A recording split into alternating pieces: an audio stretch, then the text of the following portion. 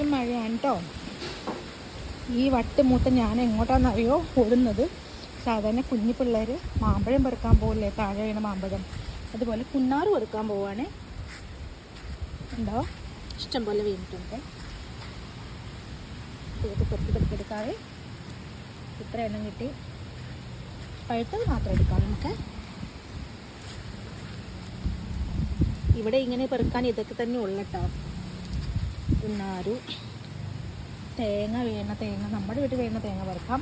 അല്ലെങ്കിൽ നമ്മൾ കൗൺസിലിൽ പോയി കിടക്കേണ്ടി വരും കേട്ടോ.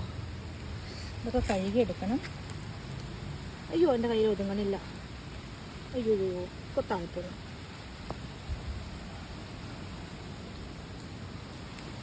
നമുക്ക് ഇവിടെ പെറുക്കി വയ്ക്കാം. ബാക്കിയുള്ളതും കൂടി പെറുക്കാം.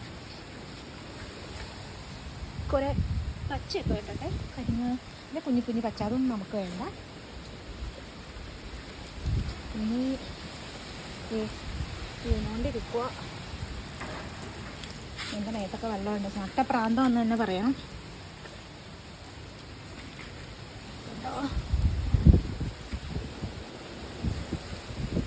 പച്ച തിന്നാൻ നല്ല ശുചിയാതിക്ക ചവർപ്പാണ് ഇതിന്. ഇത്രയും കിട്ടിയിട്ടോ ഈ മഴയത്ത് വീണല്ലേ. ഇതിനകത്തൊന്നും കാണാനില്ല. ഈ വെള്ളമൊക്കെ പച്ചയാണ്.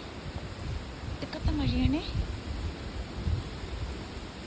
ഒറ്റ പ്രാന്തം എന്ന് പറയാം.